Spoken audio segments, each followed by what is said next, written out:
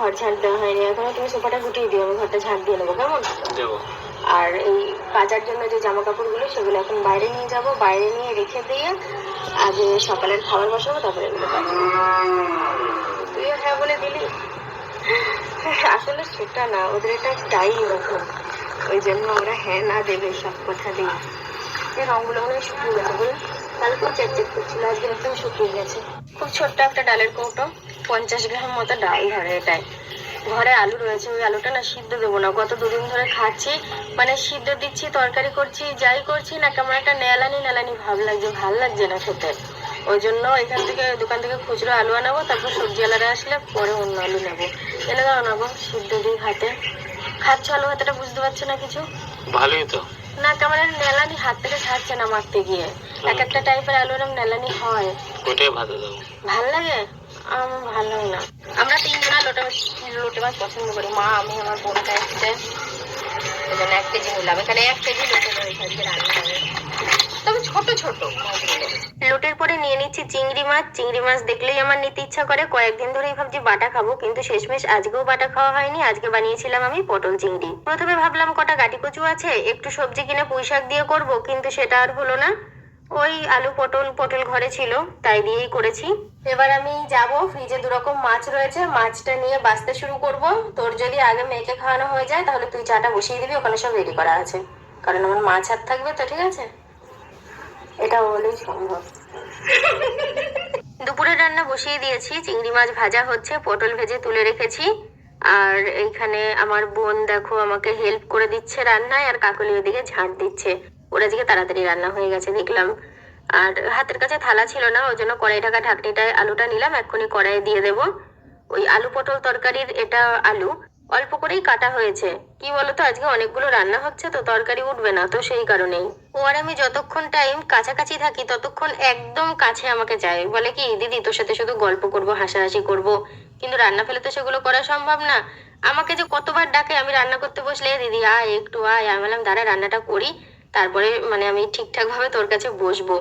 আসলে কি বলতো, আমরা ছোটবেলা থেকেই এরকম দুজনা একসাথে টাইম কাটাতে খুব পছন্দ করি তো, ওই জন্য ওই অভ্যেসের জন্যই ওইভাবে ডাকাডাকি করে। তো আমার কর্তা বাজারে গিয়েছিল কিছু সবজি আনার জন্য, আর তার সাথে ওই যে গলা মেটে নিয়ে এসছে মুরগির, তো আমি বললাম ওটা ধুয়ে দে। আর একটা জিনিস, অনেককেই আমি এই জিনিসটা দেখেছি, তোমাদেরকে দেখাচ্ছি। আমি আসার পর থেকেই দেখছি ওর ফোনের ভিতরে টাকা। আমার খুব এইভাবে না ফোনের ভিতরে টাকা রাখতে ইচ্ছা করে, কিন্তু কখনো রাখা হয়নি। রান্না করতে করতে বৃষ্টি চলে এসছে। আজকে রান্নার চাপটা মানে কুচকাচ করে হচ্ছে একটু বেশি। তো যাই হোক, এখনো ওই চিকেনের গলা মেটে এনেছে সেটা হবে, আর লোটে মাছটা হচ্ছে, তাহলেই হয়ে যাবে। খুব বৃষ্টি হবে, খুব বৃষ্টি, এত বাইরে মেঘ করেছে না, আমি তাড়াতাড়ি করে দেখলাম যে রান্না করা তরকারিগুলো অন্তত নিয়ে আসি, ভাতটা এখনো নিয়ে আসা হয়নি। এই দেখো আজকের রান্না, আলু পটল চিংড়ি, লোটে মাছ, আর এটা হলো বাচ্চাটার মাছের ঝোল পাতলা করে মশলা ছাড়া, আর এটা হচ্ছে চিকেনের গলা মেটে, আর মেয়েটার দুধ গরম একবারে করে আনলাম। জাল দেওয়া থাকলো, পরে সেই বিকেলের দিকে খাই, শেষ বিকেলে, তখন আবার একটু গরম করে দেবো, ঠান্ডা হয়ে যাবে। এখন যে ভাতে খাইটা নিয়ে আসি। কাজ করতে করতে ঝেঁপে বৃষ্টি শুরু হয়ে গেছে, আর বৃষ্টি শুরু হওয়াতে আমার বোন বলছে দিদি একসাথে দুজন ভিজবো, আজকে হেভি মজা হবে। আর হয়েছেও তাই, দুজনে আজকে খুব আনন্দ করে ভিজেছি। এমনকি আমি তো ধরো এই এলাকার বউ, আমি প্রয়োজন ছাড়া রাস্তায় বেরোই না, আজকে দুজন রাস্তায় চলে গেছি, কারণ আমাদের এদিকটায় না একটু জল জমে যায় এক একটা জায়গায়, তো ওইসব জায়গায় বৃষ্টির টাইমে যেতে কিন্তু দারুণ লাগে। যেরকম ভাবা সেরকম কাজ। তো আমরা বৃষ্টিতে যে দুজন ভিজছি তা না, রাজুও রয়েছে, কারণ ওই প্রান্তটা আমি ধরে রয়েছি। এইখানটায় করে এই পাইপগুলো রয়েছে, তো ভীষণ অসুবিধা হচ্ছে যেতে আসতে। ওই বললো যে মামি সাইডে সরিয়ে রাখি, কার পায়ে লাগবে কি হবে না হবে, একটু সাইড করা থাকলে তবু একরকম। ওই জন্য ও আর আমি ধরে বৃষ্টির মধ্যেই এক সাইড করে দিচ্ছি।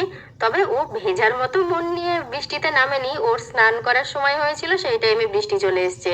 আর আমরা তো ভিজবো বলে এরকম করছিলাম আগের থেকে, যে বৃষ্টি আসুক বৃষ্টি আসুক। সবকিছুর মাঝে আমার একটু মনটা খারাপ খারাপ লাগছে, মনে পড়লেই আজকে বোন চলে যাবে সন্ধ্যের পর, একটু রাত্রের দিকেই যাবে।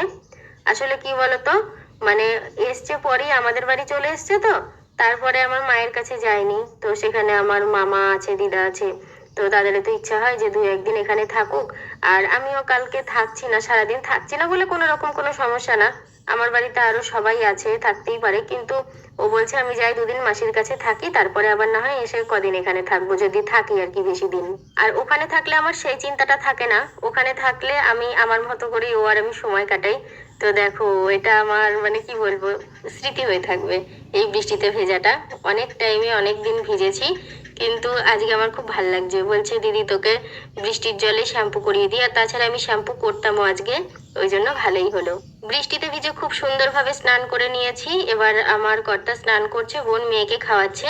আর আমি কি করব, আমি একটু কোথায় দাঁড়াবো, কাজের মাঝে যেখানে এসে দাঁড়াই সেখানে একটু দাঁড়িয়ে নেব। গুড ইভিনিং সবাইকে। সন্ধ্যা হয়ে গেছে, চোখ মুখগুলো একটু ফোলা ফোলা লাগছে, হালকা ঘুম ঘুম ভাব চলে এসেছিল। দিয়ে দেখছি সন্ধে ভাব হয়ে গেছে, দিয়ে উঠে বললাম। আর এ দেখো একবারে ঘাড় কাত করে ঘুমাচ্ছে, বালিশ নেয়নি, কম্বলটা দিয়ে দিই মাথায়। কি গো? হ্যাঁ, মাথাটা তোলো। হুম, এবার জুতোলে শুয়ে। মানে ঘুম চোখে এর বেশি আর কিছু বেরোবে না। দিদি আসলো খানিকক্ষণ আগেই। আর পুচকিটা তো খুব মিশুকে, সবার কাছেই যায়, তো সেই কারণে দিদির কাছেও খুব সুন্দরভাবে চলে গেছে।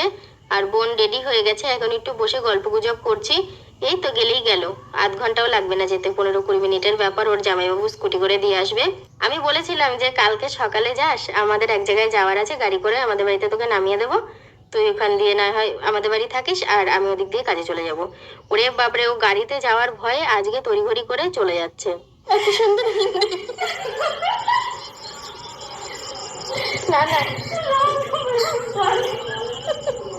একটা একটা কলেজ ছিল, আমি খুব সুন্দর করে হিন্দি বলে দিলাম, এই জন্য হাসতে হাসতে ঘেমে গেল।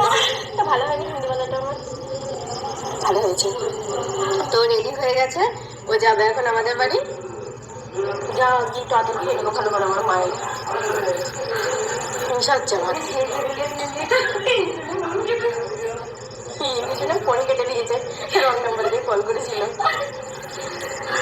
ওর জামাইবাবু আসলে তারপরে দিয়ে আসবে।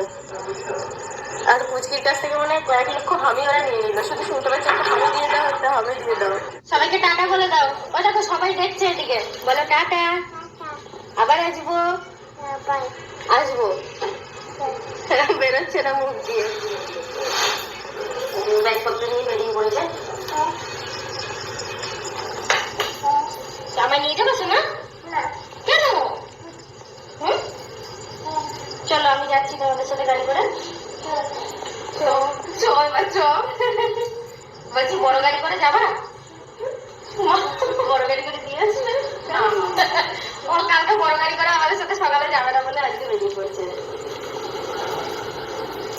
এই দেখ, কোথাও এক জায়গায় শ্বাস করে বেরোলে, ঠিক আছে, সেই জায়গাটা ভালো করে যেতে হবে। কি যাওয়ার সময় নামে বলে কি হতো না, তোরা সাবধানে যা, যে পরশু দিন যেন অবশ্যই যাবে। এখন কথা শিখেছে। শিখেছি মানে তুমি এত দেরি করলে কেন আসতে গিয়ে? আমি চলে এসেছি, এবার চা খেলাম, চাটা খেয়ে তারপরে আসলাম, আর পালাইছিলাম, তার জন্য একটু লেট হয়ে গেল।